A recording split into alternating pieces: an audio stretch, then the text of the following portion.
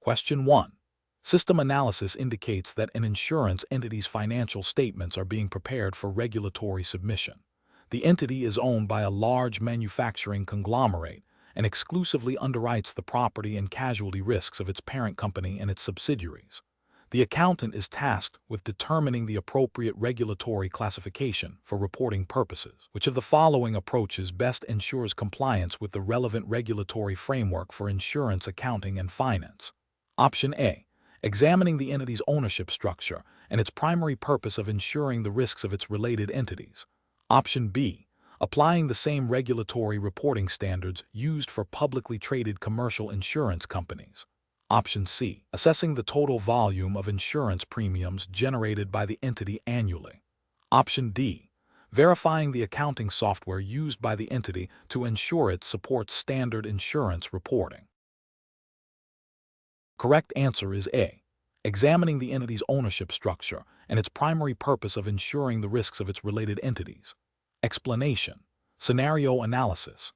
This scenario is professionally challenging because it requires an insurance accountant to navigate the complexities of regulatory reporting requirements for different types of insurance entities, specifically distinguishing between a captive insurer and a traditional commercial insurer. Misclassifying the entity can lead to significant regulatory penalties, inaccurate financial statements, and a failure to comply with solvency and reporting mandates specific to each type of insurer. The accountant must possess a deep understanding of the underlying purpose and operational structure of each entity type to make the correct classification. Correct approach analysis.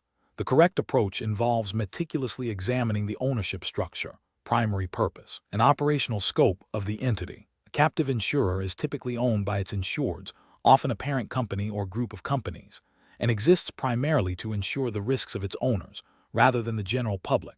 This distinction is crucial for regulatory purposes, as captive insurers often operate under specific regulatory frameworks that differ from those governing commercial insurers, which underwrite risks for a broad customer base. Regulatory guidance, such as that found in the relevant insurance acts and accounting standards applicable to the jurisdiction of the AIAF exam, will define these characteristics. The accountant must ensure that the entity's operations and reporting align with the definition of a captive insurer as per these regulations. Incorrect approaches analysis. An approach that focuses solely on the volume of premiums written without considering the ownership and purpose is incorrect. This fails to recognize that regulatory classification is based on the fundamental nature of the business and its relationship with its policyholders, not just its financial scale. This could lead to a captive insurer being incorrectly treated as a commercial insurer, subjecting it to inappropriate regulatory oversight and reporting requirements. An approach that prioritizes the accounting software used by the entity is also incorrect.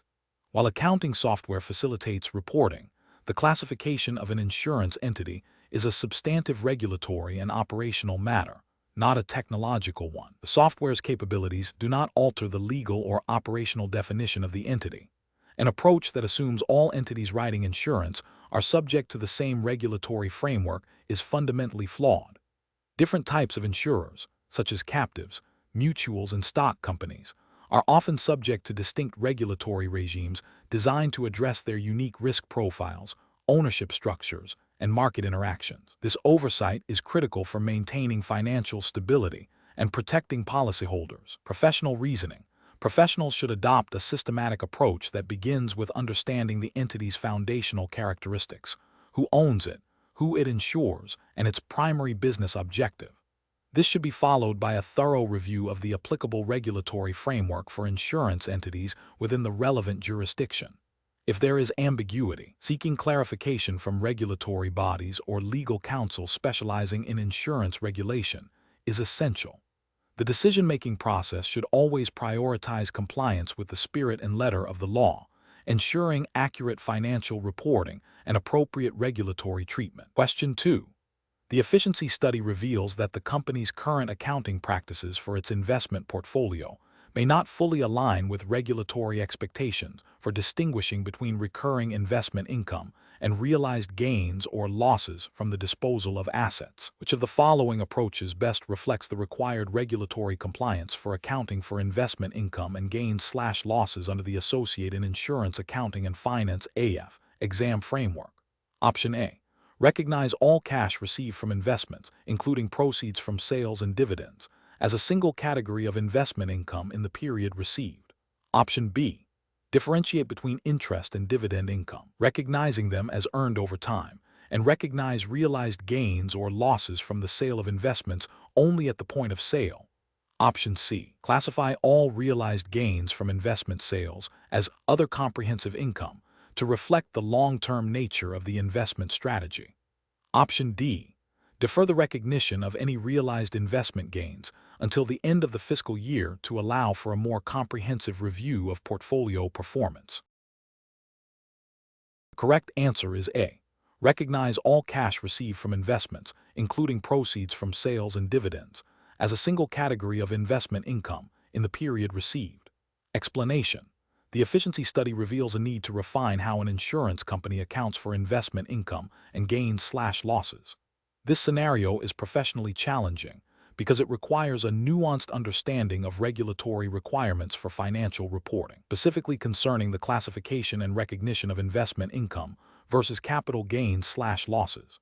Misclassification can lead to misstated financial statements, impacting solvency ratios, profitability metrics, and investor confidence. The correct approach involves accurately distinguishing between income generated from investments, like dividends and interest, and gains or losses realized from the sale of investments. Regulatory frameworks, such as those applicable to the Associated Insurance Accounting and Finance AIAF exam, mandate specific accounting treatments for each. Investment income is typically recognized as earned over time, while gains and losses on sales are recognized at the point of sale. This ensures that financial statements reflect the true economic performance of the company and its investment portfolio, adhering to principles of accrual accounting and matching. An incorrect approach would be to treat all investment-related proceeds, including realized gains from sales, as a single stream of investment income. This fails to differentiate between recurring income and one-off capital events, distorting the company's operating performance and potentially masking underlying investment strategy effectiveness or risks. This violates the principle of faithful representation, as it does not accurately depict the nature of the transactions. Another incorrect approach would be to defer the recognition of realized investment gains until a future period, perhaps to smooth earnings. This contravenes the principle of realization, which generally dictates that gains should be recognized when realized, not when management deems it convenient. Such deferral would misrepresent the company's current financial position and performance. A third incorrect approach might be to classify realized investment gains as other comprehensive income, without meeting the specific criteria for such classification under relevant accounting standards. This would obscure the impact of investment performance on net income and could mislead stakeholders about the company's profitability. The professional decision-making process for similar situations requires a thorough understanding of the applicable accounting standards and regulatory guidelines. Professionals must critically assess the nature of each investment transaction, determine its appropriate accounting classification, and ensure timely and accurate recognition. This involves consulting relevant pronouncements, seeking clarification from accounting experts if necessary, and maintaining robust internal controls to prevent misstatement. The focus should always be on providing a true and fair view of the company's financial performance and position. Question 3. The control framework reveals that recent legislative amendments to corporate income tax regulations have been enacted. An insurance company's finance department is tasked with assessing the impact of these changes on the company's financial statements and tax provisioning. Which of the following approaches best ensures compliance and accurate financial reporting under the Associated Insurance Accounting and Finance (AIAF) exam's regulatory context? Option A. Defer the assessment of the tax law changes until the next annual reporting cycle to minimize disruption to current financial reporting processes. Option B. Rely solely on the company's internal tax department's initial interpretation of the legislation and proceed with adjustments without external validation or a thorough impact study. Option C. Implement immediate accounting adjustments based on a preliminary understanding of the tax law changes to avoid potential penalties, without further detailed analysis or consultation. Option D. Proactively engage tax specialists to conduct a comprehensive analysis of the new tax law's implications on all financial statement accounts, update accounting policies, and internal controls accordingly. and ensure timely communication of findings to management and the board. The correct answer is D. Proactively engage tax specialists to conduct a comprehensive analysis of the new tax law's implications on all financial statement accounts, update accounting policies and internal controls accordingly, and ensure timely communication of findings to management and the board. Explanation: the scenario presents a common challenge for insurance companies, adapting to significant changes in tax law that directly impact their financial reporting and operational strategies. The professional challenge lies in accurately interpreting the new legislation, assessing its financial implications, and ensuring compliance while maintaining stakeholder confidence. This requires a nuanced understanding of both accounting principles and tax regulations specific to the relevant jurisdiction. Careful judgment is essential to avoid misstatements, penalties, and reputational damage. The correct approach involves a proactive and comprehensive assessment of the tax law changes. This includes engaging with tax specialists to understand the nuances of the legislation, performing detailed impact analyses on financial statements and reserves, and updating internal controls and accounting policies to reflect the new requirements. Regulatory justification stems from the fundamental principles of accurate financial reporting and compliance with tax laws. For instance, under the Associate in Insurance Accounting and Finance (AIAF) exams assumed jurisdiction, which we will assume for this question is a U.S.-based framework for illustrative purposes, as no specific jurisdiction was provided, but the exam name implies a professional standard. Entities are required to recognize the effects of tax law changes in the period they are enacted. This necessitates a thorough understanding of the enacted legislation and its implications for deferred tax assets and liabilities, as well as potential impacts on current tax provisions. Ethical considerations also mandate transparency and accuracy in financial reporting to investors and regulators. An incorrect approach would be to delay the assessment or to make assumptions without consulting tax experts. This could lead to misstated financial results, potentially violating accounting standards and tax regulations. For example, failing to adjust reserves for tax implications of new legislation could result in an understatement of liabilities and an overstatement of equity, which is a direct violation of accounting principles. Another incorrect approach is to implement changes based solely on initial, potentially incomplete, interpretations of the tax law without a thorough impact analysis. This risks misapplying the new rules, leading to non-compliance and potential penalties. Furthermore, failing to communicate the implications of the tax law changes to relevant stakeholders, such as the audit committee or senior management, represents a failure in corporate governance and transparency. The professional decision-making process for similar situations should involve a structured approach. First, identify the specific tax law changes and their effective dates. Second, engage qualified tax professionals to interpret the legislation and its potential impact. Third, conduct a detailed financial impact analysis, considering all relevant accounts and financial statement line items. Fourth, update accounting policies and internal controls as necessary. Finally, ensure clear and timely communication of the changes and their implications to all relevant internal and external stakeholders. Question 4. Compliance review shows that an insurance company's finance department has been accounting for its portfolio of publicly traded equity securities stocks by consistently valuing them at their original purchase price, regardless of subsequent market fluctuations.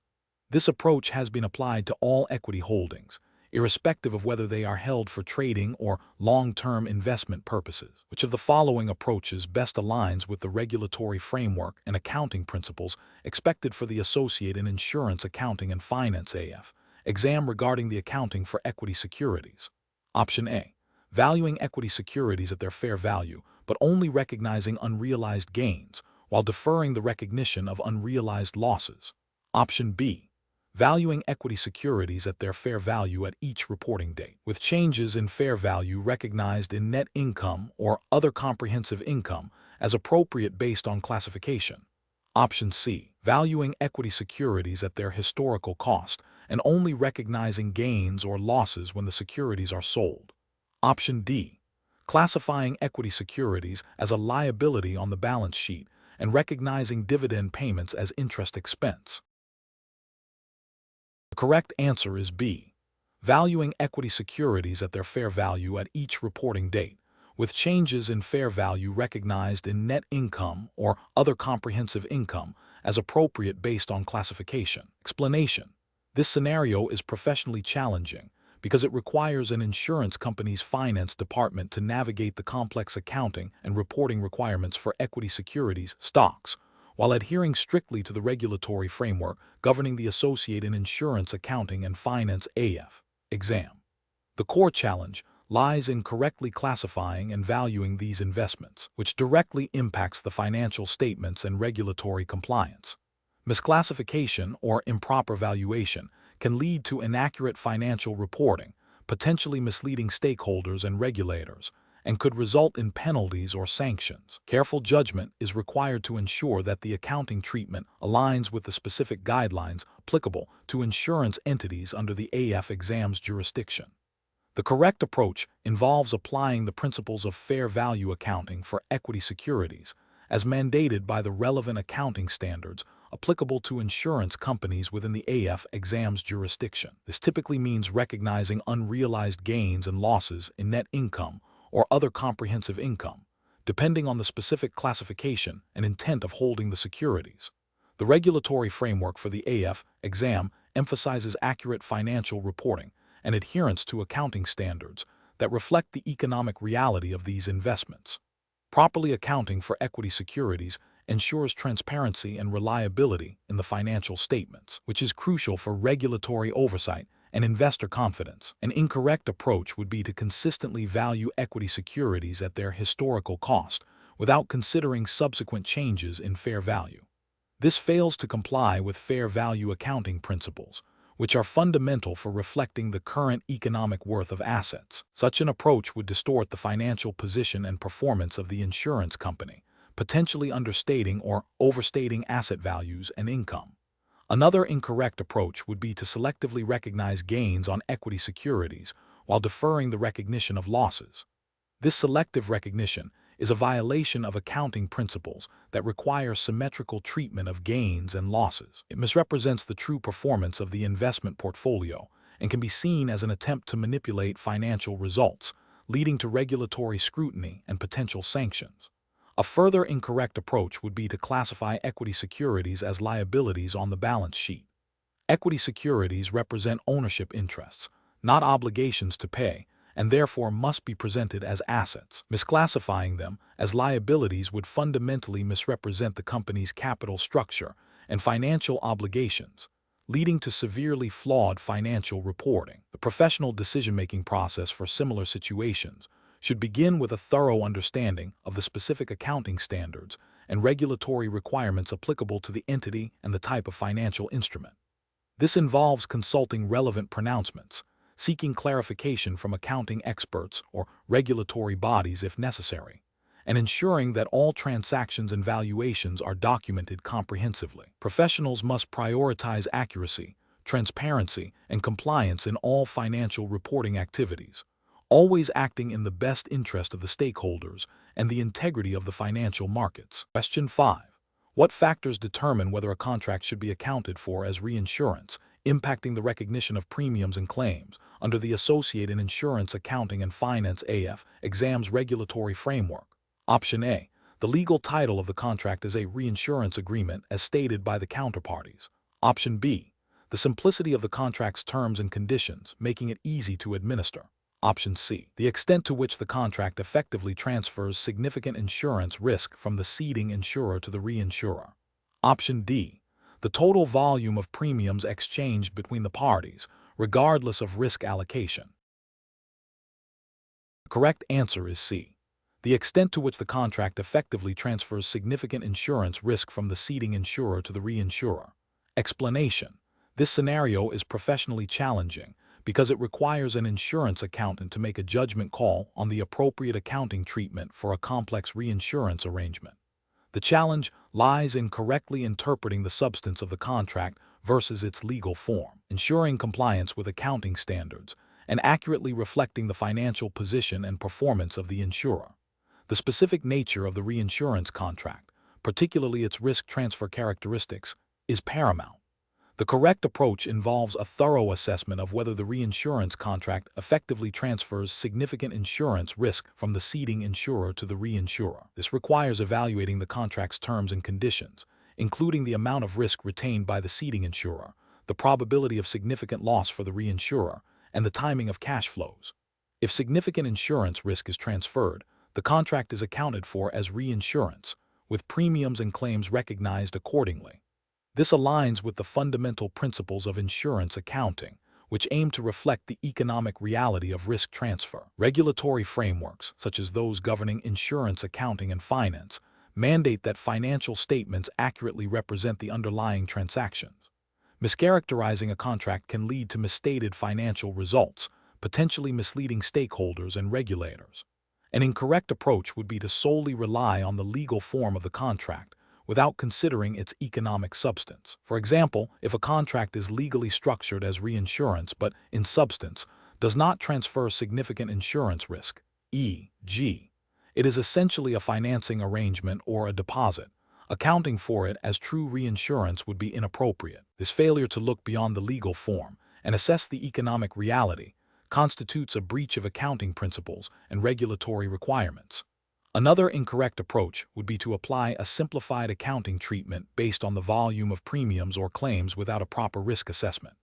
This ignores the core principle of risk transfer that underpins reinsurance accounting and can lead to material misstatements. Such an approach would violate the duty of professional care and the requirement for accurate financial reporting. The professional decision-making process should involve a structured approach. 1.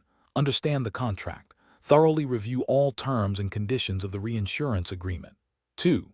Assess risk transfer. Evaluate the degree to which insurance risk is transferred to the reinsurer, considering factors like the probability of significant loss and the amount of risk retained.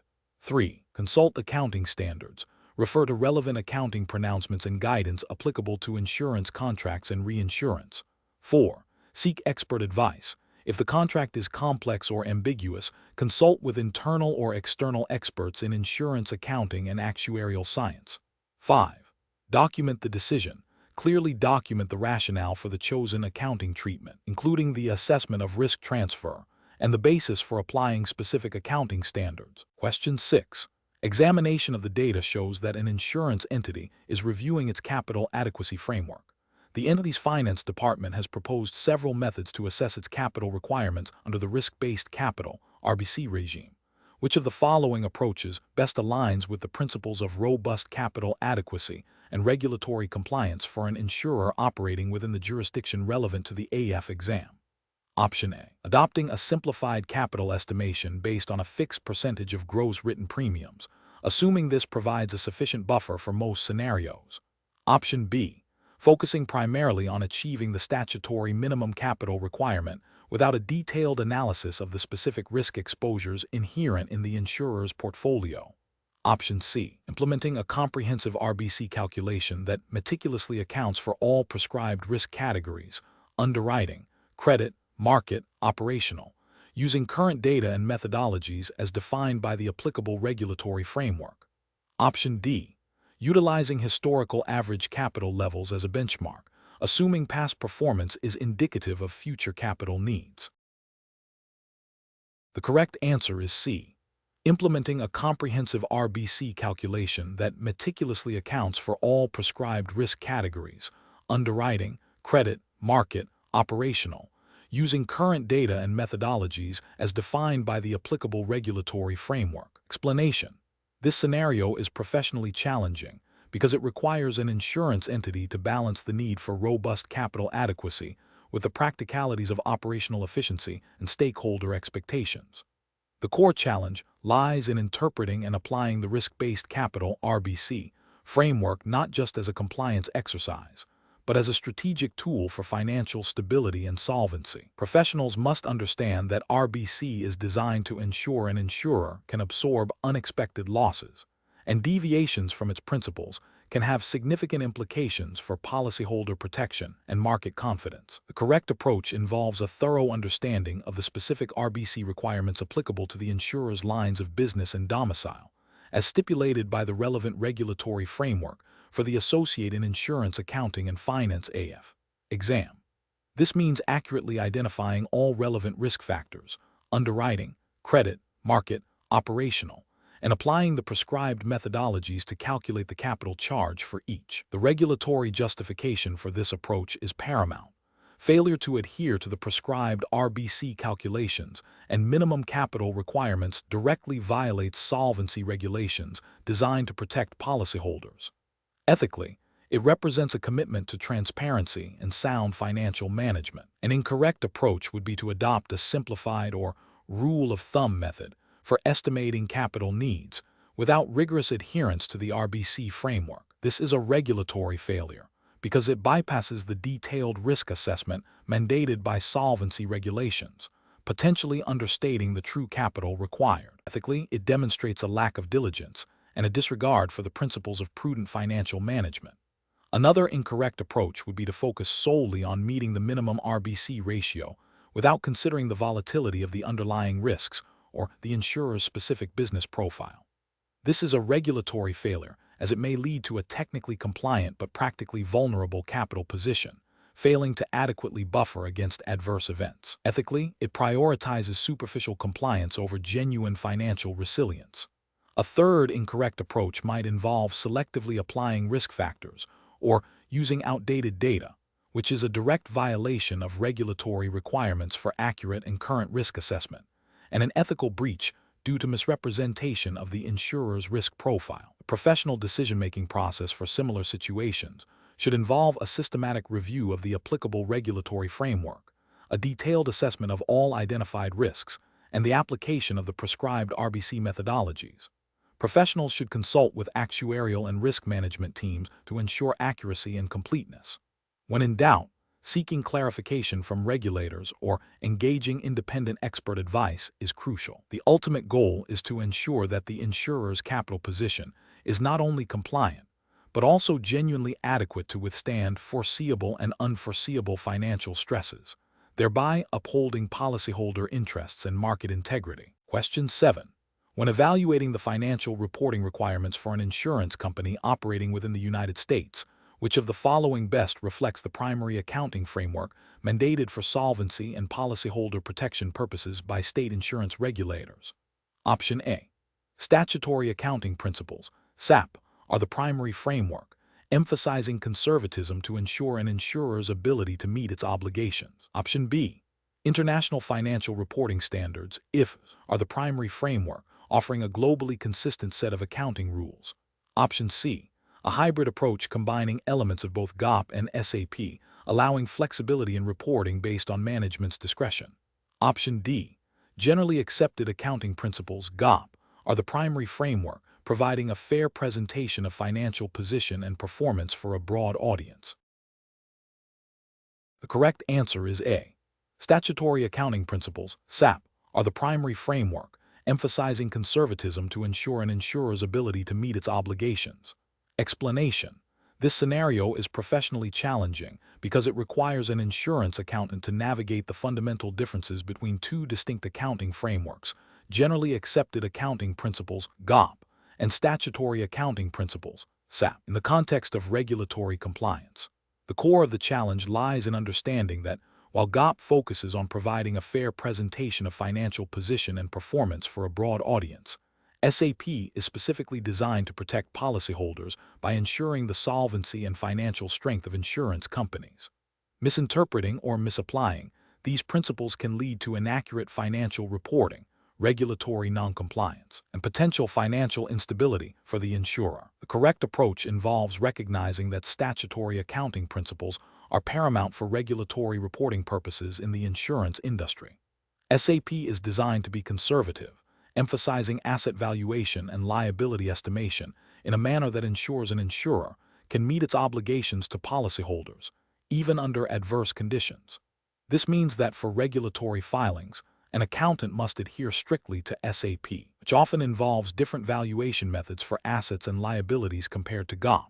For instance, certain assets might be valued at a lower amount under SAP to provide a buffer, and liabilities might be estimated more conservatively.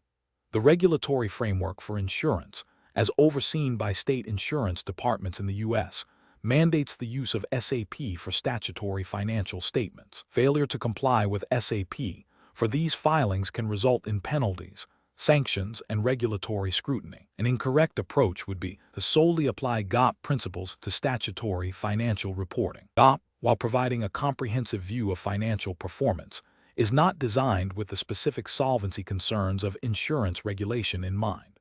Using GAAP for statutory filings would fail to meet the regulatory requirements and could present a misleading picture of the insurer's ability to meet its policyholder obligations. Another incorrect approach would be to assume that the differences between GAAP and SAP are minor and can be ignored for regulatory purposes.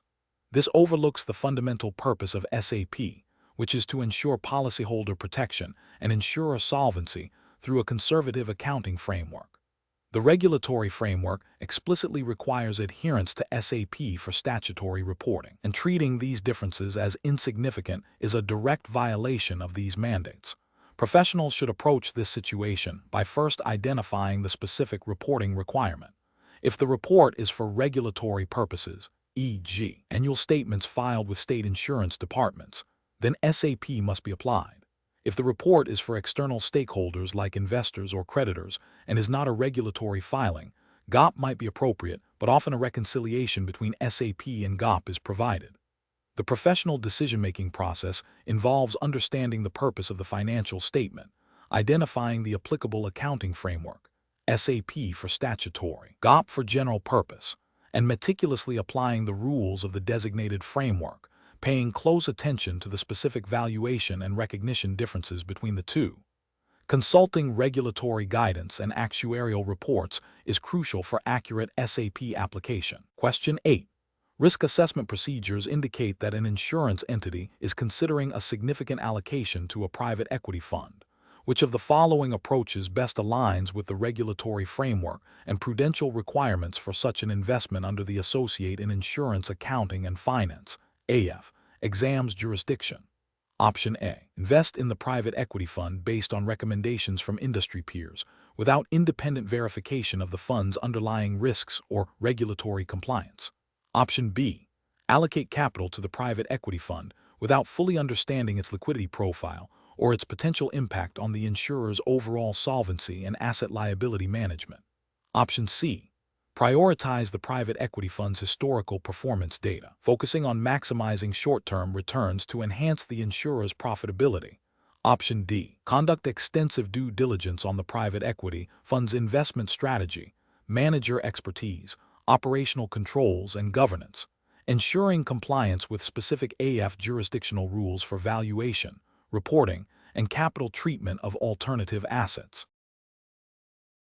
The correct answer is D. Conduct extensive due diligence on the private equity fund's investment strategy, manager expertise, operational controls, and governance, ensuring compliance with specific AIAF jurisdictional rules for valuation, reporting, and capital treatment of alternative assets. Explanation. This scenario is professionally challenging because it requires an insurance entity to navigate the complex regulatory landscape surrounding alternative investments, specifically private equity, while adhering to the strict prudential requirements mandated by the Associate in Insurance Accounting and Finance (AIAF) exams jurisdiction. The core challenge lies in balancing the potential for higher returns offered by private equity with the inherent risks and the need for robust risk management and disclosure, all within a defined regulatory framework. Careful judgment is required to ensure compliance without unduly stifling investment opportunities that could benefit policyholders. The correct approach involves a comprehensive due diligence process that extends beyond financial performance to encompass the operational, legal, and governance structures of the private equity fund. This includes assessing the fund manager's expertise, track record, alignment of interests, and the fund's investment strategy and risk controls. Crucially, it necessitates understanding and complying with specific AIAF jurisdictional requirements regarding the valuation, reporting, and capital adequacy treatment of such illiquid and complex assets. This approach ensures that the insurance entity is not only making prudent investment decisions, but also meeting its regulatory obligations for solvency, transparency, and policyholder protection. An incorrect approach that focuses solely on the historical financial returns of a private equity fund without a thorough assessment of the underlying risks, and the fund's operational integrity is professionally unacceptable. This failure would violate the principle of prudent investment management, as it ignores the qualitative factors and the potential for future underperformance or operational issues that are not always reflected in past returns. Such an approach could lead to misrepresentation of the true risk profile of the investment, potentially impacting the insurer's solvency and its ability to meet its obligations. Another incorrect approach that neglects to consider the specific disclosure and reporting requirements for alternative investments under the AIAF jurisdiction would also be a significant regulatory failure. This oversight could result in inaccurate financial statements, inadequate capital allocation, and a failure to provide necessary information to regulators, thereby undermining the supervisory framework designed to protect policyholders. A third incorrect approach that involves investing in private equity without understanding the liquidity constraints and the potential impact on the insurer's overall asset liability management and solvency would be equally problematic. This demonstrates a lack of understanding of how illiquid assets interact with the insurer's short-term and long-term obligations, potentially leading to liquidity crises or a failure to meet redemption requests if the insurer were forced to liquidate assets prematurely. The professional decision-making process for similar situations should involve a systematic risk-based approach. This begins with identifying the specific regulatory requirements applicable to the investment type and the entity. It then involves conducting thorough due diligence, considering both quantitative and qualitative factors, and assessing the investment's alignment with the entity's risk appetite and strategic objectives. Finally, it requires ongoing monitoring and reporting in accordance with regulatory mandates, ensuring that any changes in the investment's risk profile or the regulatory environment are promptly addressed. Question 9. Quality control measures reveal that a newly acquired reinsurance contract for a property catastrophe excessive loss treaty has ambiguous wording regarding the trigger for the reinsurer's liability, potentially impacting the timing of claims recovery recognition. What is the most appropriate accounting treatment for the ceding insurer, considering the need to accurately reflect the transfer of risk and comply with regulatory reporting? Option A. Adjust the premium revenue downwards and reduce the claim's liabilities to reflect the expected recoveries from the reinsurer, contingent on the clarity of the trigger mechanism. Option B. Recognize the gross premium and claims liabilities without adjustment and disclose the reinsurance contract in the notes to the financial statements. Option C. Recognize the full premium paid to the reinsurer as an asset and defer recognition of any claims recovery until the reinsurer explicitly confirms payment. Option D. Treat the reinsurance premium as an operating expense and continue to recognize the full claims liabilities as if no reinsurance existed. Correct answer is B.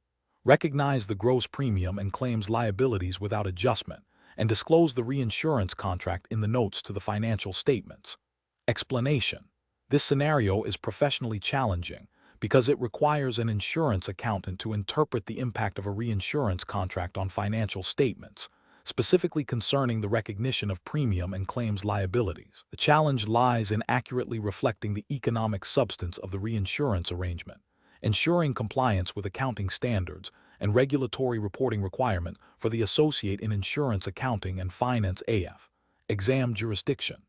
This demands a thorough understanding of reinsurance mechanics and their accounting implications, moving beyond superficial contract terms to assess the true transfer of risk. The correct approach involves analyzing the reinsurance contract to determine if it qualifies for reinsurance accounting treatment, which typically involves recognizing a reduction in the ceding insurer's premium revenue and claims liabilities, and establishing a corresponding asset for reinsurance recoveries. This is justified by the principle of reflecting the economic reality of the transaction. Regulatory frameworks for insurance accounting, such as those aligned with the AIAF exam's jurisdiction, emphasize that reinsurance contracts must demonstrate a genuine transfer of risk to be accounted for as such. Failure to do so would misrepresent the insurer's financial position and solvency. An incorrect approach would be to simply record the gross premium and claims without considering the reinsurance. This fails to acknowledge the risk mitigation provided by the reinsurance and would overstate the insurer's liabilities and potentially its capital requirements, violating the principle of substance over form in accounting. Another incorrect approach would be to treat the reinsurance premium as an expense without reducing the underlying claim's liability. This misrepresents the net cost of insurance and the insurer's exposure to risk. A third incorrect approach would be to recognize the reinsurance recovery upfront as income before the underlying claim is settled or incurred. This would lead to premature income recognition and an inaccurate portrayal of profitability. Professionals should approach such situations by first identifying the core purpose of the reinsurance contract: to transfer risk. They should then consult the relevant accounting standards and regulatory guidance applicable to the AIAF exam's jurisdiction to ascertain the criteria for reinsurance accounting. This involves scrutinizing the contract for features that indicate a significant risk transfer, such as a reasonable probability of a significant loss to the reinsurer. If these criteria are met, the contract should be accounted for as reinsurance.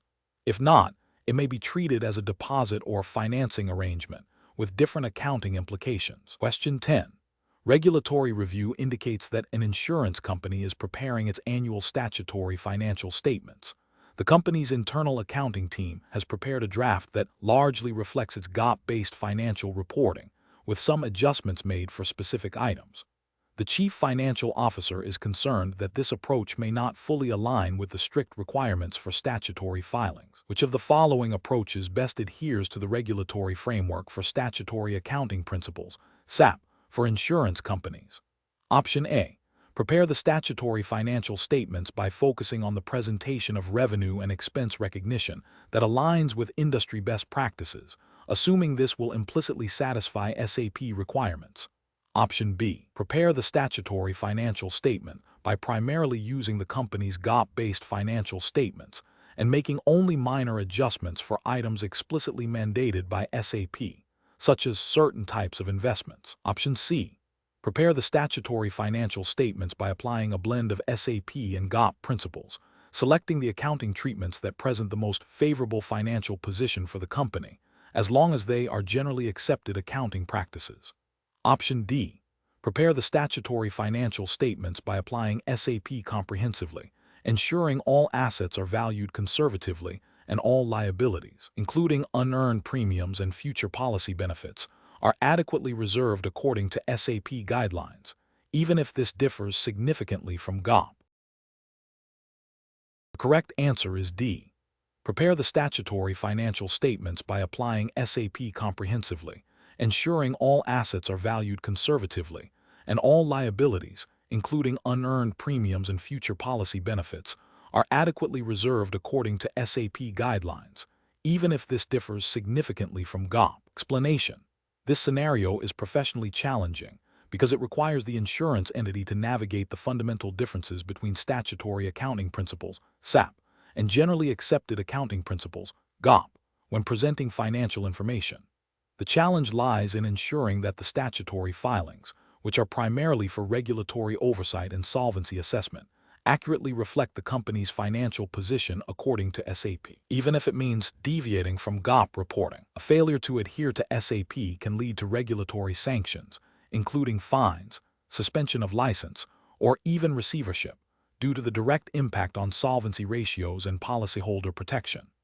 The correct approach involves preparing the statutory financial statements strictly in accordance with SAP, which prioritizes conservatism and the ability to meet policyholder obligations. This means recognizing liabilities for all policyholder claims and unearned premiums, even if the timing of cash flows under GAAP might suggest a different treatment.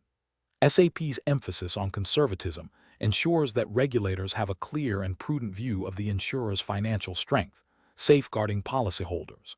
This aligns directly with the mandate of insurance regulators to ensure the solvency and financial stability of insurance companies. An incorrect approach that prioritizes GAAP over SAP for statutory reporting would be a significant regulatory failure. GAAP focuses on providing a fair presentation of financial performance and position for a broader audience, including investors, and may allow for more aggressive revenue recognition or less conservative liability estimation. Using GAAP for statutory filings would misrepresent the insurer's true financial condition from a solvency perspective, potentially masking underlying risks and leading to inadequate reserves. This directly contravenes the purpose of SAP and the regulatory oversight framework designed to protect policyholders. Another incorrect approach would be to apply SAP inconsistently, cherry-picking rules that appear more favorable without a clear regulatory basis. This demonstrates a lack of understanding of the comprehensive nature of SAP and the interconnectedness of its various components. Such an approach undermines the integrity of the statutory reporting process and can lead to misinterpretations of the company's financial health by regulators. The professional decision-making process for similar situations involves a thorough understanding of the specific SAP pronouncements applicable to the insurer's lines of business and the jurisdiction's regulatory requirements. It necessitates a clear distinction between the objectives and methodologies of SAP and GAAP. Professionals must prioritize compliance with SAP for statutory filings, consulting with regulatory experts, legal counsel when in doubt, to ensure that all reporting accurately reflects the insurer's solvency and ability to meet its obligations to policyholders. Question 11. The control framework reveals that an insurance company is evaluating a novel, high-yield investment opportunity in a complex derivative instrument. While the potential returns are attractive, the underlying risks are not fully transparent and could significantly impact the insurer's solvency if adverse market conditions materialize. Which of the following represents the most prudent and regulatory compliant approach to this investment decision? Option A. Conduct a comprehensive risk assessment of the derivative instrument, including stress testing under various adverse scenarios, and ensure the investment aligns with the company's established risk appetite, capital adequacy ratios, and all relevant regulatory investment guidelines before committing capital. Option B. Invest a significant portion of the company's surplus in the derivative instrument, leveraging the potential for rapid growth, and defer a detailed risk analysis until after the initial investment is made. Option C. Seek approval from the board of directors based on the projected returns, without conducting an independent risk assessment, relying on the reputation of the derivative product's issuer. Option D. Proceed with the investment, prioritizing the potential for high returns to enhance shareholder value, assuming that the insurer's existing capital reserves are sufficient to absorb any foreseeable losses. The correct answer is A.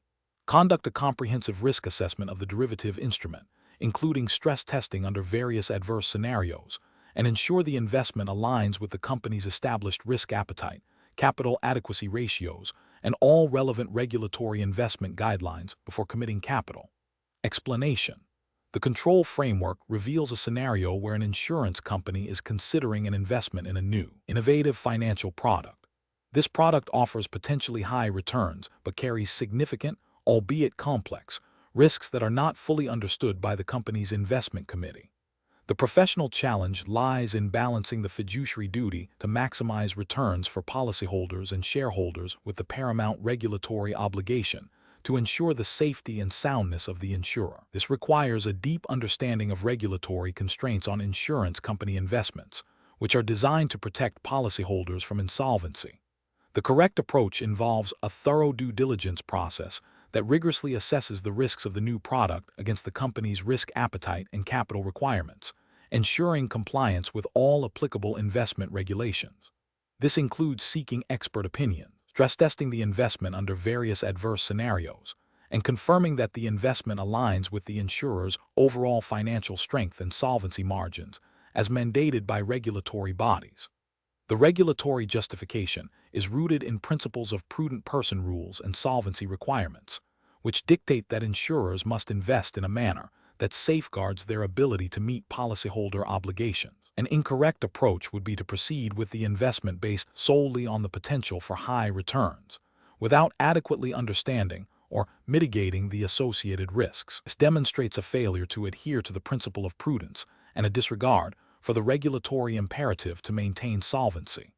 Another incorrect approach would be to invest without considering the impact on the insurer's overall asset liability management, potentially creating mismatches that could jeopardize the company's financial stability.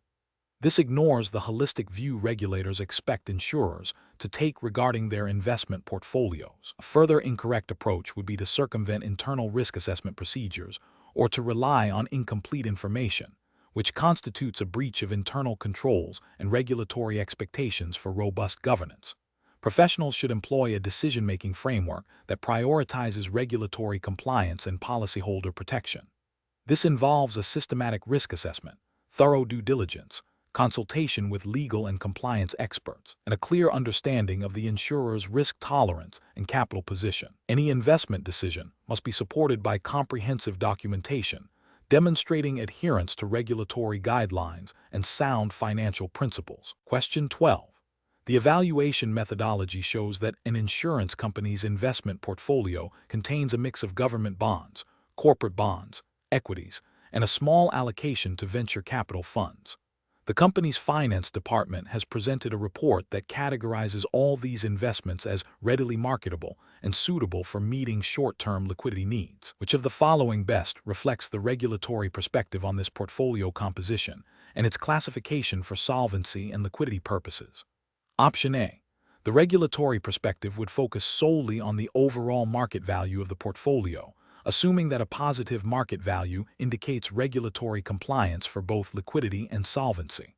Option B. The regulatory perspective would likely scrutinize the venture capital allocation due to its inherent illiquidity and higher risk profile, and would require specific valuation methodologies and potentially higher capital charges, while generally accepting government and high-grade corporate bonds as suitable for liquidity and solvency. Option C. The regulatory perspective would view all listed investments, including venture capital, as equally suitable for meeting short-term liquidity needs, provided they are held by a financially sound company. Option D. The regulatory perspective would consider the company's internal risk management policies as the sole determinant of an investment's suitability for liquidity and solvency, overriding specific asset class regulations. Correct answer is B. The regulatory perspective would likely scrutinize the venture capital allocation due to its inherent illiquidity and higher risk profile, and would require specific valuation methodologies and potentially higher capital charges, while generally accepting government and high-grade corporate bonds as suitable for liquidity and solvency. Explanation. The evaluation methodology shows a scenario where an insurance company's investment portfolio is being assessed for its alignment with regulatory requirements and its impact on financial stability. This is professionally challenging because the choice of investments directly affects the insurer's ability to meet its policyholder obligations, its solvency margins, and its overall profitability. Regulators impose strict guidelines on investment types to mitigate risks that could jeopardize policyholder protection. Therefore, a nuanced understanding of permissible investments, their risk profiles, and their accounting treatment is crucial. The correct approach involves categorizing the company's investment according to the regulatory framework governing insurance companies, specifically focusing on the types of assets permitted and their valuation methods as prescribed by the relevant insurance legislation and accounting standards. This ensures that the insurer maintains adequate reserves, complies with solvency requirements, and operates within the bounds of prudential regulation designed to protect policyholders. Adherence to these specific regulatory dictates is paramount for maintaining the insurer's license and public trust. An incorrect approach would be to prioritize investments solely based on their potential for high returns, without considering their regulatory permissibility or risk classification. This could lead to holding assets that are not recognized for solvency purposes or are subject to punitive capital charges, thereby weakening the insurer's financial position and potentially violating regulatory mandates. Another incorrect approach would be to misclassify investments, for example, treating a liquid or speculative assets as high-quality liquid assets, which would distort the insurer's risk assessment and solvency calculations, leading to regulatory noncompliance and increased risk of insolvency. Furthermore, ignoring the specific accounting treatment for different investment types, such as fair value accounting versus amortized cost, can lead to inaccurate financial reporting and misrepresentation of the company's financial health, which is a direct contravention of accounting standards and regulatory expectations. Professionals should employ a decision-making framework that begins with a thorough understanding of the applicable regulatory framework for insurance company investments. This involves consulting the specific legislation, guidance notes, and accounting standards relevant to the jurisdiction. The next step is to meticulously review the insurer's investment portfolio, classifying each asset according to its regulatory definition and risk profile. This classification must then be cross-referenced with the permissible investment categories and valuation methods mandated by the regulator. Any discrepancies or potential noncompliance should be immediately identified and addressed, with a focus on remediation and ensuring future adherence. Question 13. Stakeholder feedback indicates a concern that the company's newly implemented Enterprise Risk Management ERM framework might be influencing financial reporting in a way that obscures the true financial position. Specifically, there are suggestions to adjust accounting treatments for certain risk mitigation activities to present a more stable earnings profile. Which of the following approaches best aligns with regulatory compliance and ethical financial reporting for an insurance company operating under the Associated in Insurance Accounting and Finance (AIAF) exam-specified jurisdiction? Option A. Minimize disclosures related to emerging risks identified by the ERM framework if they are not yet quantifiable, to avoid alarming stakeholders with potential future financial impacts. Option B. Reclassify certain hedging instruments to reduce their volatility impact on reported earnings, thereby presenting a smoother and more predictable financial performance to stakeholders. Option C. Implement ERM processes that are separate from financial reporting, focusing solely on operational risk mitigation without direct integration into accounting estimates or disclosures. Option D. Ensure that all risk mitigation activities are accounted for and disclosed in accordance with applicable accounting standards and regulatory guidance, reflecting the economic substance of the transaction and providing transparency on their impact on financial performance. The correct answer is D. Ensure that all risk mitigation activities are accounted for and disclosed in accordance with applicable accounting standards and regulatory guidance, reflecting the economic substance of the transactions and providing transparency on their impact on financial performance. Explanation. This scenario is professionally challenging because it requires balancing the immediate need for financial reporting accuracy with the long-term strategic imperative of robust enterprise risk management ERM.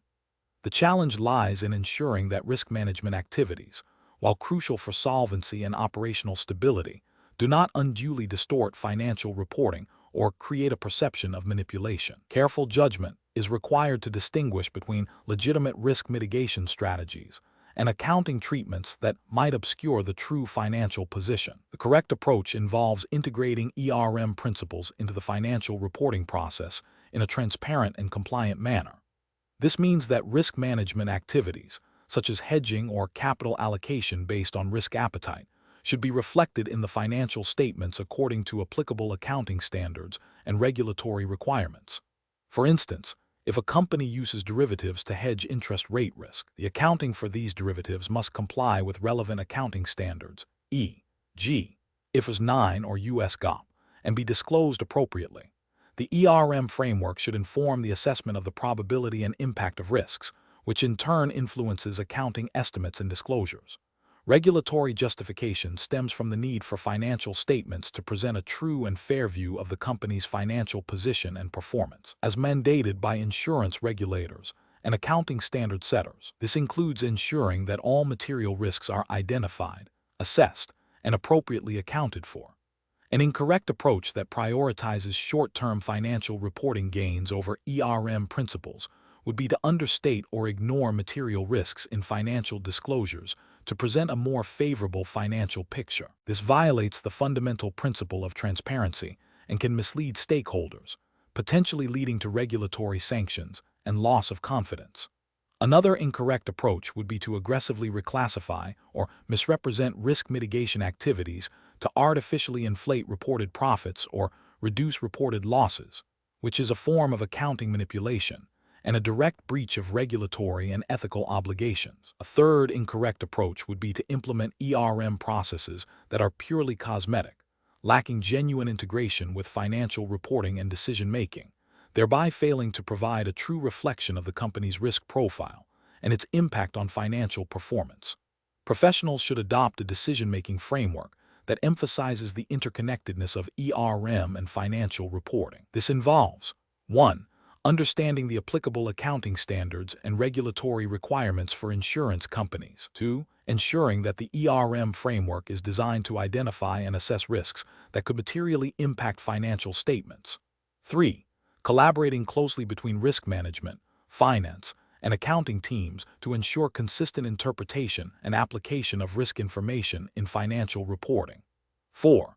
Maintaining robust internal controls over financial reporting and risk management processes. 5. Prioritizing transparency and clear disclosure of material risks and their financial implications to all stakeholders. Question 14.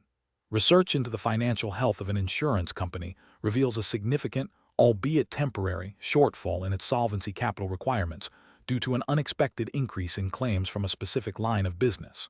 The Chief Financial Officer, CFO, is aware that reporting this shortfall immediately will likely lead to negative market reactions and could impact their bonus. The CFO is considering presenting a revised, more optimistic projection for the next quarter, which, if achieved, would theoretically bring the company back into compliance, and only then disclosing the current issue.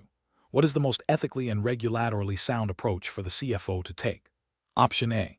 Immediately report the current solvency shortfall to the board and relevant regulatory authorities, and concurrently develop and present a credible, actionable plan to address the deficiency. Option B. Seek to reclassify certain assets or liabilities to artificially inflate the solvency position in the current reporting period, thereby avoiding immediate disclosure of the shortfall. Option C.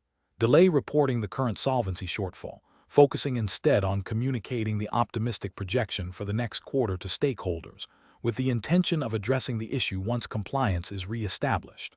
Option D. Downplay the significance of the solvency shortfall in internal discussions and focus on the potential for future recovery, without formal reporting until the situation naturally resolves. The correct answer is A. Immediately report the current solvency shortfall to the board and relevant regulatory authorities, and concurrently develop and present a credible, actionable plan to address the deficiency. Explanation. This scenario presents a professional challenge because it pits the immediate financial interests of a key stakeholder against the long-term solvency and regulatory compliance of the insurance company. The Chief Financial Officer, CFO, is under pressure to present favorable financial results, which could impact their personal compensation and the company's market perception. However, the core responsibility of an insurance finance professional is to ensure the company's ability to meet its future obligations to policyholders, which is directly tied to solvency regulations. Misrepresenting the financial position, even if temporary, can have severe consequences, including regulatory sanctions, loss of license, and reputational damage. Careful judgment is required to balance stakeholder expectations with the paramount duty of maintaining solvency and adhering to regulatory requirements.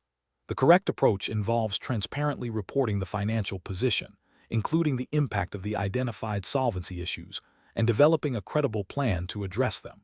This aligns with the fundamental principles of insurance regulation, which prioritize policyholder protection and financial stability. Specifically, under the Associated Insurance Accounting and Finance (AIAF) exams presumed regulatory framework, which would typically align with robust solvency regimes like Solvency Roman II or equivalent national frameworks. Insurers are mandated to maintain adequate capital and reserves to cover their risks. The regulatory expectation is not just to meet minimum solvency requirements, but to actively monitor and manage solvency, reporting any deficiencies or potential breaches promptly. This approach upholds the ethical duty of integrity and professional competence, ensuring that all stakeholders, including regulators, have an accurate understanding of the company's financial health.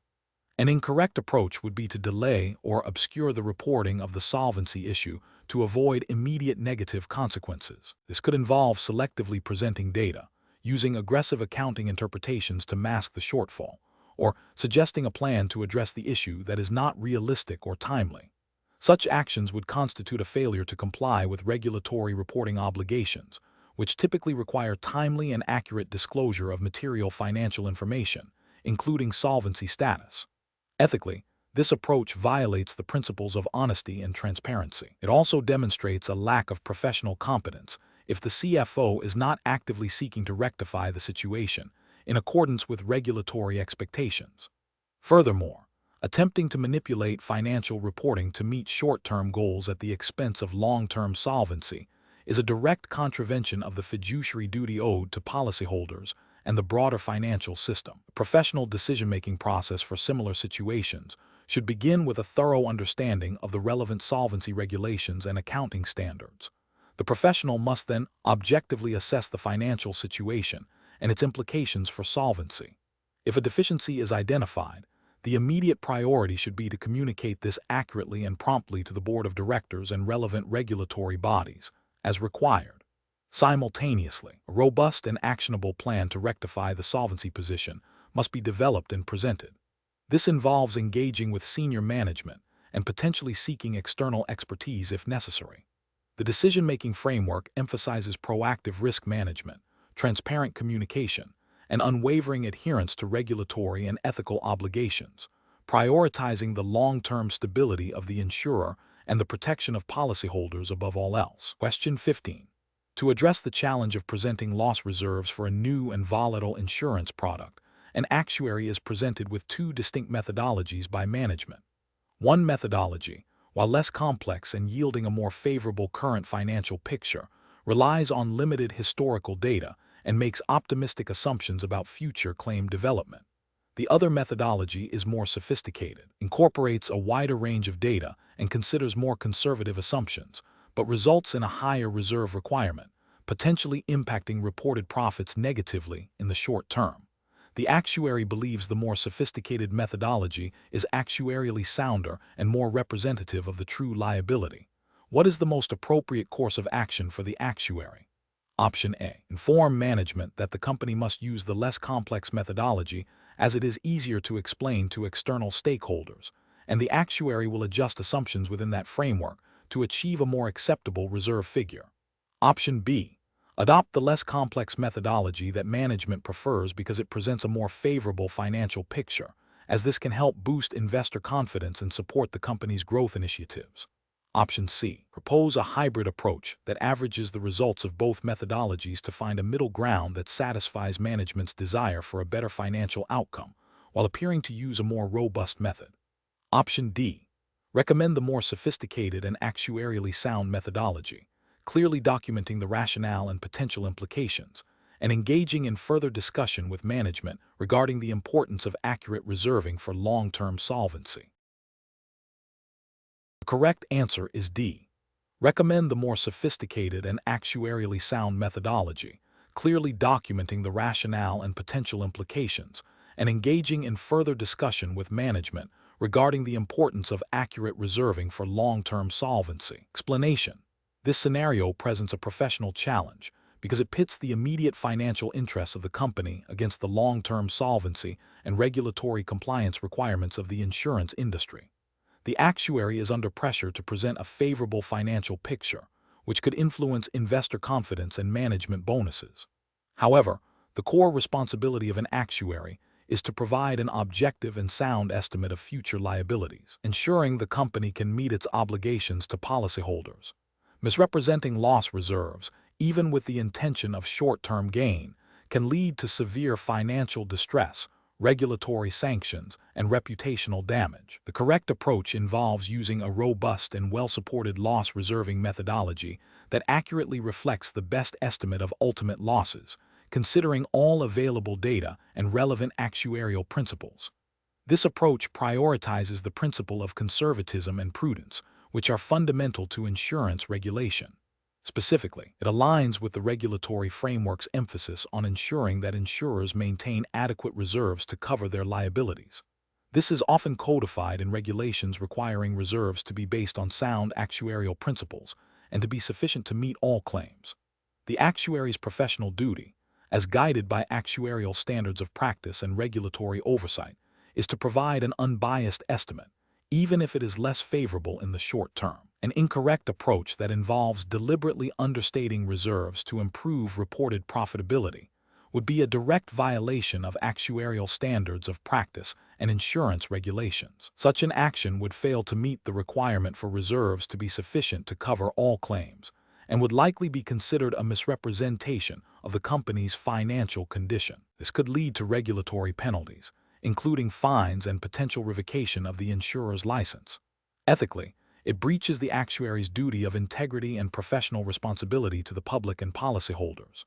Another incorrect approach, which might involve selecting a methodology solely because it yields the most favorable short-term results without adequate justification or consideration of its limitations, is also professionally unacceptable. While not as overtly deceptive as deliberate understatement, it still compromises objectivity. Regulations typically require that the chosen methodology be appropriate for the specific line of business and the available data, and that any deviations or assumptions be well documented and defensible.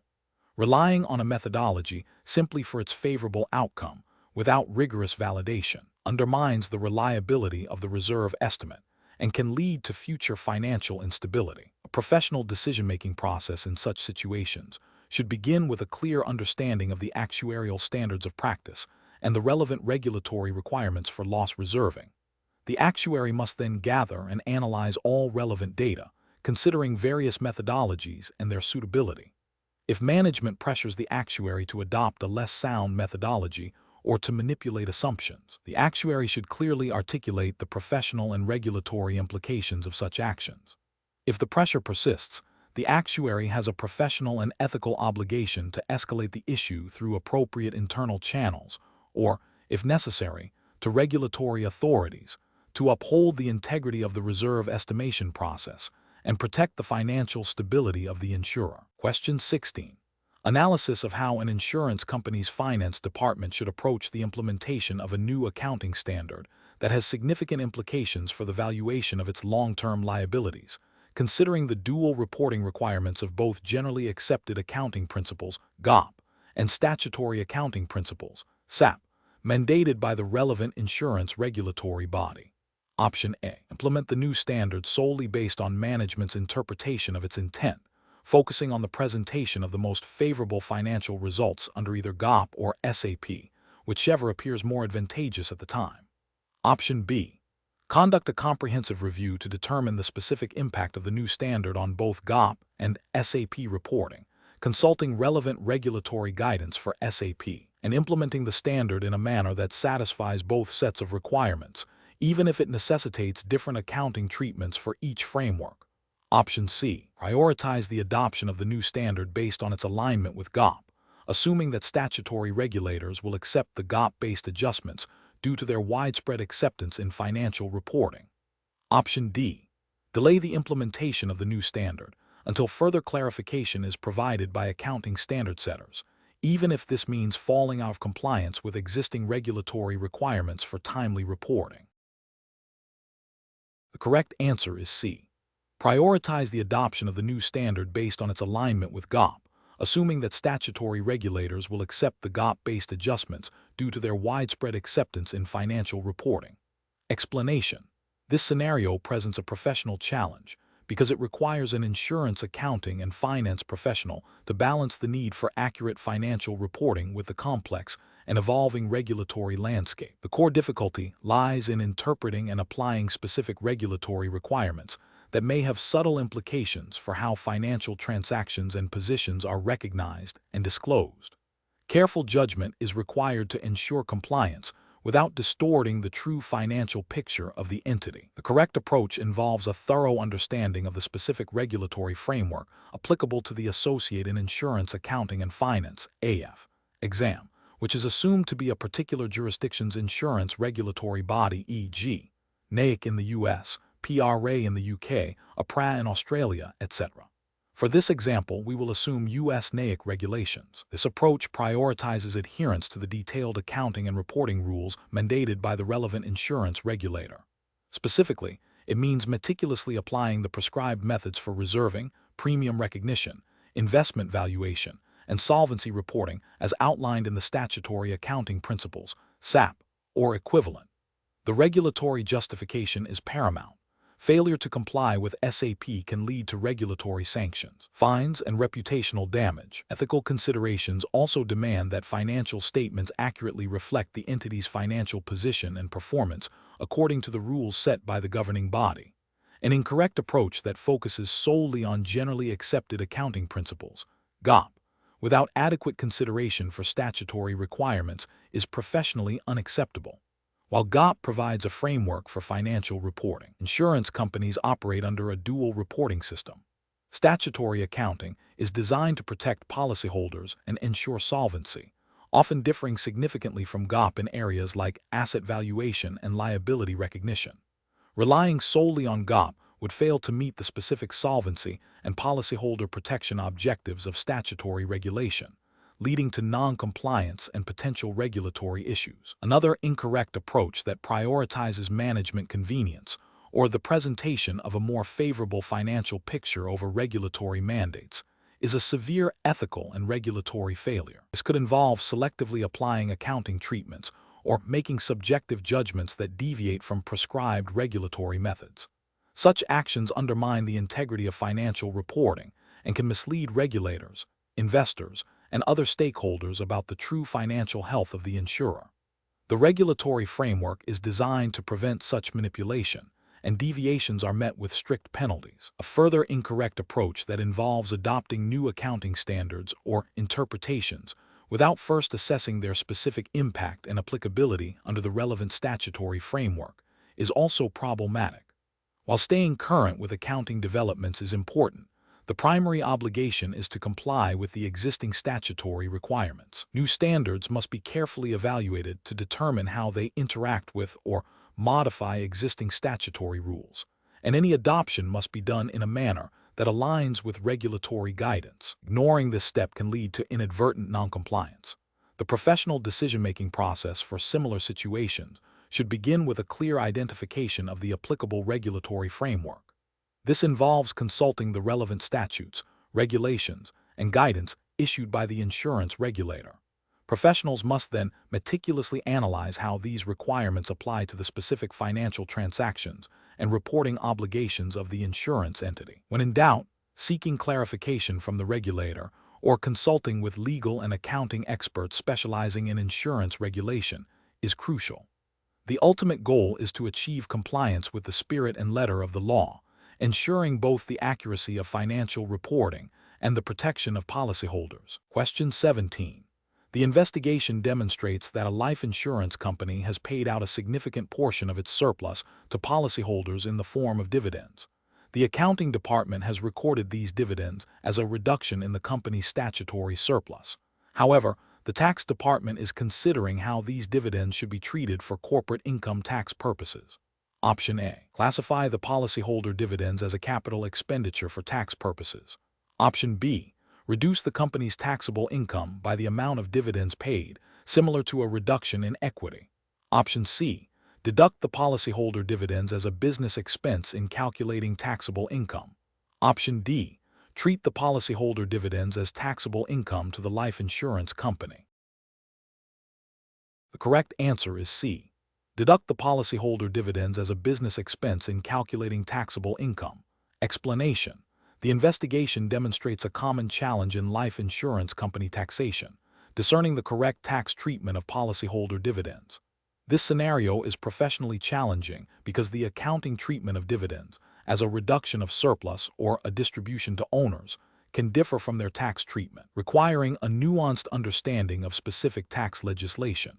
Professionals must exercise careful judgment to ensure compliance with the relevant tax laws, avoiding mischaracterization that could lead to underpayment or overpayment of taxes and potential penalties. The correct approach involves recognizing that for tax purposes, policyholder dividends are generally treated as a deductible expense for the life insurance company, provided they are paid or credited to policyholders and are not in the nature of a distribution of profits that would be taxable to the policyholder. This is because these dividends represent a return of excess premiums paid by policyholders, not a profit distribution from the company's earnings in the same way as dividends paid to shareholders. The tax deductibility of these dividends is a key provision designed to reflect the mutual nature of many life insurance companies, or to encourage the provision of value back to policyholders. An incorrect approach would be to treat policyholder dividend solely as a reduction of surplus for tax purposes, similar to how they might be accounted for in statutory accounting. This fails to acknowledge the specific tax legislation that allows for their deductibility as a business expense. This mischaracterization would result in a higher taxable income for the company, leading to an overpayment of taxes and potentially impacting the company's financial reporting and solvency. Another incorrect approach would be to treat policyholder dividends as taxable income to the life insurance company. This fundamentally misunderstands the nature of these payments, which are distributions to policyholders, not income earned by the company. Taxing these dividends as income would lead to a significant overstatement of taxable income and a substantial tax liability, creating severe financial strain and regulatory scrutiny. A further incorrect approach would be to deduct policyholder dividends as a capital expenditure. Dividends are operational distributions related to policyholder contracts and are not investments in long-term assets. Treating them as capital expenditures would misapply tax principles, leading to incorrect tax calculations and potential disallowance of the deduction. The professional reasoning process for similar situations involves 1. Identifying the specific nature of the financial transaction, e.g., policyholder dividends. 2. Consulting the relevant tax legislation and guidance applicable to life insurance companies within the specified jurisdiction. 3. Differentiating between accounting treatment and tax treatment, as they often diverge. 4. Applying the specific tax rules to the transaction, considering definitions, deductibility, and timing. 5. Documenting the rationale for the tax treatment to support compliance and facilitate audits. Question 18. During the evaluation of an insurer's financial statements, an auditor identifies that the methodology used for calculating loss reserves has not been updated for several years, despite significant changes in the claims environment and the introduction of new regulatory guidance. The insurer's management asserts that the current methodology has historically produced acceptable results and proposes to continue its use without revision to expedite the financial reporting process. Which of the following approaches best aligns with regulatory compliance and professional accounting standards for the Associate in Insurance Accounting and Finance AIAF exam? Option A. Rely on management's assurance regarding the adequacy of reserves and proceed with the current reporting without independent verification of the underlying actuarial soundness. Option B. Prioritize the speed of financial reporting by rolling forward the previous period's reserve calculations, assuming no material changes have occurred. Option C. Accept management's assertion and continue using the existing reserve calculation methodology to facilitate timely financial reporting, as it has produced acceptable results in the past. Option D. Conduct a comprehensive review of the actuarial assumptions and methodologies used for loss reserve calculations, ensuring they comply with current regulatory requirements and accounting standards, and document any necessary adjustments. The correct answer is D. Conduct a comprehensive review of the actuarial assumptions and methodologies used for loss reserve calculations, ensuring they comply with current regulatory requirements and accounting standards, and document any necessary adjustments. Explanation. The scenario presents a common challenge in insurance accounting and finance, balancing the need for timely financial reporting with the strict regulatory requirements for reserving. The professional challenge lies in interpreting and applying complex accounting standards and regulatory guidelines to a situation where estimates are inherently uncertain. This requires a deep understanding of the AIAF syllabus, particularly the regulatory compliance aspects, and the ability to exercise professional judgment within those boundaries. The correct approach involves a thorough review of the underlying actuarial assumptions and methodologies used to establish reserves, ensuring they align with the latest regulatory pronouncements and accounting standards applicable to the AIAF exam jurisdiction. This includes verifying that the assumptions are reasonable, consistently applied, and adequately documented. Regulatory justification stems from the principle of prudence and the requirement for financial statements to present a true and fair view, which necessitates robust and compliant reserving practices.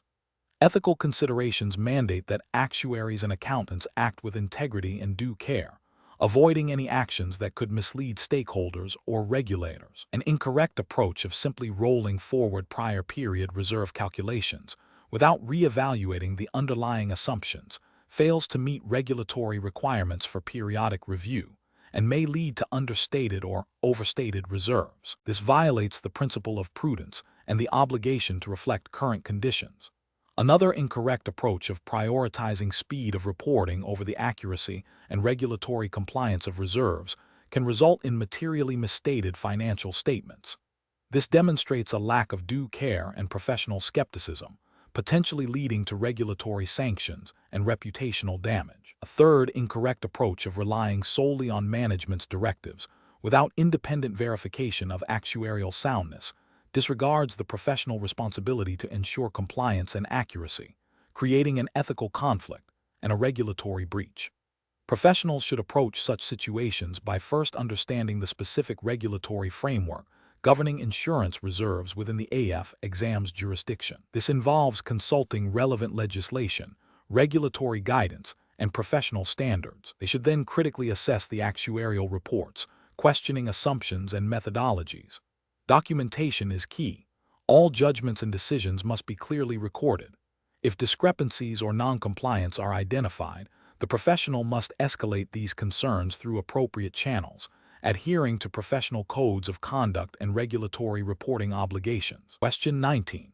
Strategic planning requires an insurance company's investment department to establish robust methods for evaluating the success of its investment portfolios. Considering the regulatory framework and the fiduciary responsibilities inherent in managing insurance assets, which of the following best describes the most appropriate approach to performance measurement for these portfolios? Option A. Focusing exclusively on achieving the highest possible absolute returns, regardless of the level of risk undertaken, to maximize short-term gains. Option B. Prioritizing relative performance against a chosen market index without considering the portfolio's absolute growth or the appropriateness of the benchmark. Option C. Emphasizing short-term performance indicators to demonstrate immediate profitability, potentially at the expense of long-term portfolio stability. Option D. Employing a balanced set of performance measures that include absolute and relative returns, alongside risk-adjusted metrics, to provide a comprehensive assessment aligned with long-term objectives and regulatory prudence. The correct answer is D. Employing a balanced set of performance measures that include absolute and relative returns, alongside risk-adjusted metrics, to provide a comprehensive assessment aligned with long-term objectives and regulatory prudence. Explanation. This scenario is professionally challenging because it requires an insurance company's investment department to select appropriate performance measures for its investment portfolios, balancing the need for accurate assessment with regulatory compliance and fiduciary duty. The choice of performance metrics directly impacts investment strategy, risk management, and ultimately, the company's ability to meet its policyholder obligations. A misstep in selecting these measures can lead to suboptimal investment decisions, regulatory scrutiny, and reputational damage. The correct approach involves selecting performance measures that are comprehensive, risk-adjusted, and aligned with the company's long-term objectives and regulatory requirements. Specifically, using a combination of absolute return measures, like total return, and relative return measures, like tracking error against a benchmark, alongside risk-adjusted metrics, such as Sharpe ratio or information ratio, provides a holistic view. This approach is justified by the regulatory framework governing insurance companies, which mandates prudent investment management and adequate capital reserves to protect policyholders. The Associate in Insurance Accounting and Finance (AIAF) exam implicitly expects candidates to understand that performance measurement must not only reflect profitability, but also the risk taken to achieve those returns, ensuring that the investment portfolio's performance is evaluated within the context of its risk profile and the company's overall financial health and solvency. This aligns with the principles of sound financial management and regulatory oversight aimed at ensuring the stability of the insurance sector. An incorrect approach would be to solely focus on absolute returns without considering the risk taken. This fails to acknowledge the inherent volatility of investments and could lead to an overestimation of performance if high returns were achieved through excessive risk-taking. This approach is ethically problematic as it may not adequately inform management of the true risk exposure, potentially jeopardizing policyholder security. It also falls short of regulatory expectations for prudent investment management, which requires a balanced assessment of risk and return. Another incorrect approach is to exclusively rely on relative performance against a benchmark without considering the portfolio's absolute growth or the benchmark's suitability. While benchmarking is useful, a portfolio could underperform its benchmark in absolute terms even if it beats the benchmark, if the benchmark itself is performing poorly. Furthermore, if the chosen benchmark is not representative of the portfolio's investment strategy or risk profile, the relative performance measure becomes misleading. This can lead to flawed strategic decisions and a failure to meet the company's financial objectives, potentially contravening regulatory requirements for effective investment oversight. A third incorrect approach would be to prioritize short-term performance metrics over long-term sustainability. Insurance companies operate on long-term liabilities, and their investment portfolios should reflect this. Focusing solely on quarterly or annual gains without considering the impact on long-term solvency and capital adequacy is a significant oversight. This approach can lead to a chasing returns mentality, encouraging excessive risk-taking that may not be sustainable and could lead to significant losses when market conditions change, thereby failing to meet the regulatory imperative of ensuring long-term financial stability. The professional decision-making process for similar situations should involve a thorough understanding of the company's investment policy, risk appetite, and regulatory obligations. Professionals must consider a range of performance metrics that provide a comprehensive view of both return and risk. They should critically evaluate the suitability of benchmarks and ensure that performance measurement aligns with the long-term strategic objectives of the insurance company, always prioritizing the protection of policyholder interests and regulatory compliance. Question 20. The assessment process reveals a significant operational risk within a key revenue-generating business unit that, if materialized, could lead to substantial financial losses and potential regulatory scrutiny. The business unit manager is resistant to implementing the recommended, albeit costly, mitigation strategies, arguing they will negatively impact short-term profitability targets and their performance bonus. As a member of the finance department responsible for risk assessment, what is the most appropriate course of action? Option A. Present a revised risk assessment to senior management that downplays the severity of the operational risk and focuses on the costs of mitigation, aligning with the business unit manager's concerns to avoid conflict. Option B. Accept the business unit manager's assessment of the risk and their proposed alternative, less costly but less effective, mitigation measures without independent verification, prioritizing departmental harmony over robust risk management. Option C. Escalate the findings and recommended mitigation strategies to senior management and the board, providing a comprehensive analysis of the risk's potential impact on the company's solvency and regulatory compliance, and advocating for the implementation of the mitigation plan despite the short-term cost implications. Option D.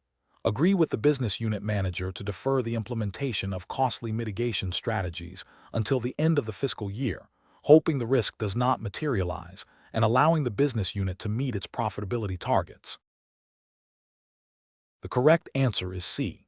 Escalate the findings and recommended mitigation strategies to senior management and the board, providing a comprehensive analysis of the risk's potential impact on the company's solvency and regulatory compliance, and advocating for the implementation of the mitigation plan despite the short-term cost implications. Explanation. This scenario presents a professional challenge because it requires balancing the immediate financial pressures of a business unit with the long-term fiduciary duty to protect policyholder assets and maintain the solvency of the insurance entity. The finance department is aware of a significant risk that could impact the company's financial stability, but the business unit is resistant to implementing costly mitigation measures due to their short-term profitability goals. The core of the challenge lies in the potential conflict between departmental performance metrics and the overarching responsibility to ensure the financial health of the entire organization, which is paramount in insurance regulation. The correct approach involves prioritizing the identification, assessment, and mitigation of the identified risk in accordance with the principles of prudent financial management and regulatory compliance. This means ensuring that the risk is thoroughly assessed for its potential impact on solvency and capital adequacy, and that appropriate mitigation strategies are developed and implemented, even if they incur short-term costs. Regulatory frameworks for insurance entities, such as those governing capital requirements and risk management, mandate that management acts in the best interest of policyholders and the financial stability of the company. This includes proactively addressing material risks that could jeopardize solvency. The finance department's responsibility is to provide an objective assessment of risks and their implications, and to advocate for necessary actions to protect the company's financial integrity, irrespective of the immediate impact on individual business unit profitability. An incorrect approach would be to acquiesce to the business unit's pressure to downplay or delay mitigation efforts due to cost concerns. This would represent a failure to uphold the fiduciary duty to policyholders and a disregard for regulatory requirements concerning risk management and solvency. Such an approach could lead to significant financial losses, regulatory sanctions, and reputational damage if the risk materializes. Another incorrect approach would be to present a biased assessment of the risk, focusing only on the potential benefits of inaction or the costs of mitigation, while omitting or minimizing the potential negative consequences. This would be a breach of professional integrity and a failure to provide accurate and complete information to decision makers. A third incorrect approach would be to solely rely on the business unit's assessment of the risk without independent verification or challenge, especially when there is a known conflict of interest. This demonstrates a lack of due diligence and an abdication of responsibility for risk oversight. The professional decision-making process in such situations should involve a structured risk management framework. This includes 1. Clearly defining the risk and its potential impact, using objective data and analysis. 2. Quantifying the likelihood and severity of the risk, considering various scenarios. 3. Evaluating the cost-benefit of different mitigation strategies, including the cost of inaction. 4. Escalating the findings and recommended actions to senior management and the board of directors, providing a clear rationale based on regulatory requirements and the company's risk appetite. 5. Documenting all assessments, decisions, and actions taken. This systematic approach ensures that decisions are informed, defensible, and aligned with the company's long-term interests and regulatory obligations.